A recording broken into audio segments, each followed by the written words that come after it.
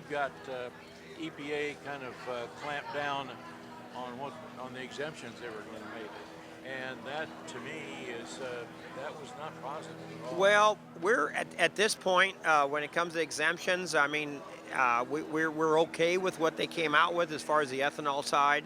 Our big thing right now is we got to get this E15 bill passed. I mean, that's where it's at, because we've been working on this E15 for many years. We almost had it in the bill in December. It was actually in the text in the night before in the December CR bill, and then the next morning, when everything broke loose and they took about 80 things out, we were part of the 80 things that they took out. So that's some of the problem there. So we're hoping to still get that done. We're looking for a carrier.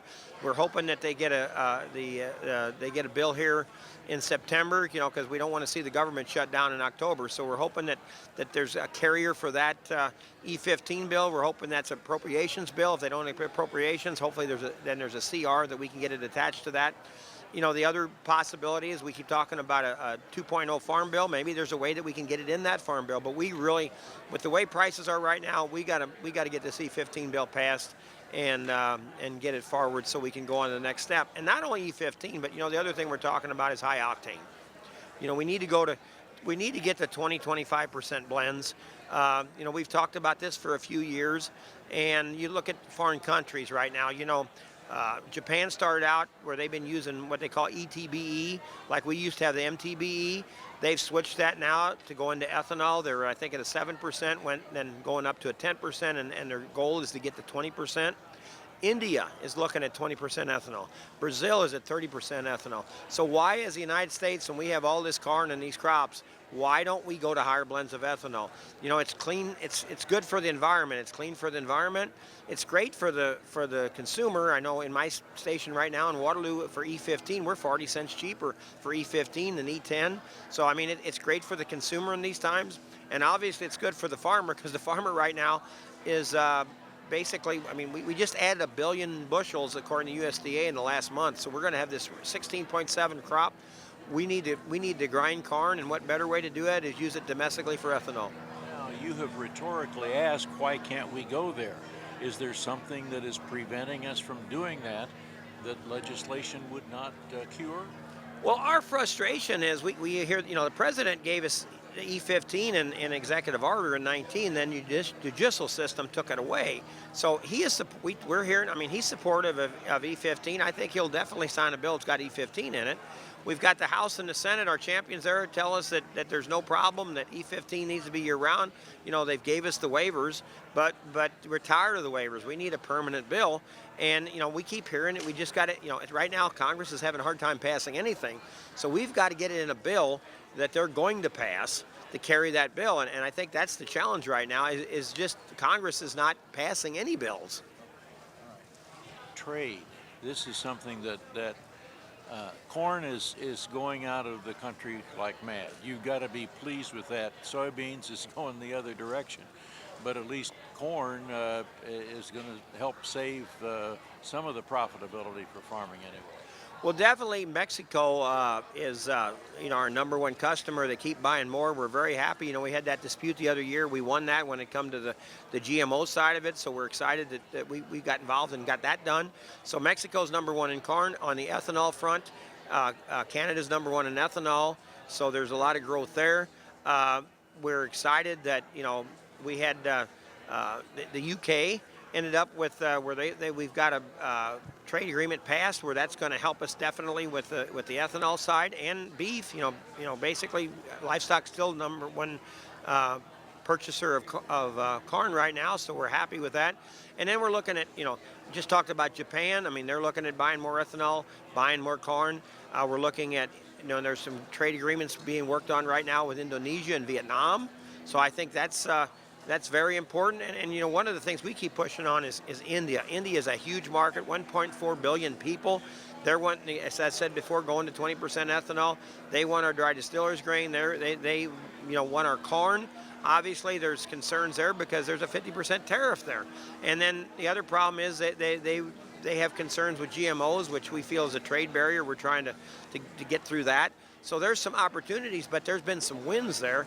And I know, we were just at Grains Council meeting the other week. I mean, some of the smaller areas, well, Colombia's been a big area. They're buying. Guatemala's a country that's starting to buy. Egypt's starting to buy again. Israel's starting to buy. So there's some smaller countries, Morocco. We've got a lot of opportunities to sell throughout the world. And this is what I think's kicked in that's really helping us.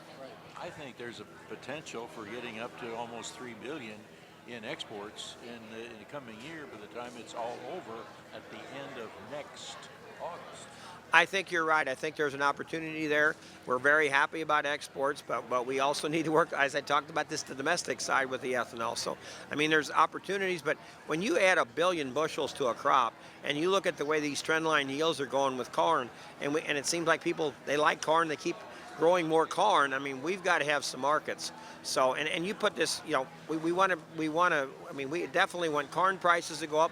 We want soybeans prices to go up because we want things to go together, and that's why we're always trying to work with soybeans on some of these issues, and hopefully that we can get all commodities to go up in these situations. Now, are there new products coming on from corn? I know Grains Council just changed its name to include bioproducts, and so I'm assuming that there's probably some new chances out there for increased nibbling away at that corn supply.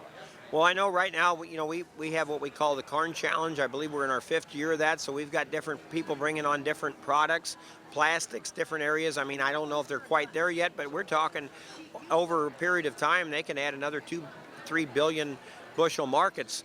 But I mean, that's going to take time. I haven't talked about SAF. SAF is another opportunity, but we think it's 10, 15 years out. It's a 50 billion gallon market, so that's another opportunity that we think. But it's going to take time. It takes time to bring some of this forth. So I mean, it's definitely there. But the ethanol and the trade situation right now is probably the 2 opportunities we have right now because of our low prices. And the other thing I haven't talked about is our frustration with input costs. I mean, input costs keep going up, and I mean, it's this inflation factor. But you can't have, we've just done a study that came out this week that when you take 2007 to now, most everything is doubled. I mean, when people don't realize it, seeds doubled. Fertilizers up there in the same area. Chemicals have doubled. We've got, I mean, equipment is 140-some% since then. We have higher interest costs, fuel costs. I mean, we're getting it from both ends as far as we're getting hurt because of the high costs versus the low prices. Do you think the administration is becoming more aware or friendly toward doing anything about those input costs? I think they realize it. I don't know exactly the answer to that. I mean, come back to the answer is we're frustrated with input costs, but at the same time, the only way we're going to dig our way out of this is create markets, and that's where Corn Growers is at. So.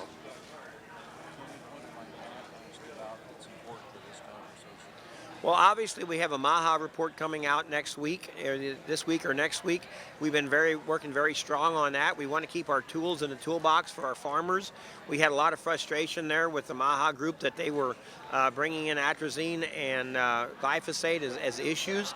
They've both been studied and approved for 50 years with EPA. EPA is done a very good job. I think we got some of the safest food in the world because of EPA and working on their process of labeling and our farmers doing the right thing. So we don't need to reinvent the wheel, and we're hoping that they come out and realize that EPA is doing a good job, that we don't need to start bringing in chemicals or pesticides into this MAHA situation. Hopefully, got a lot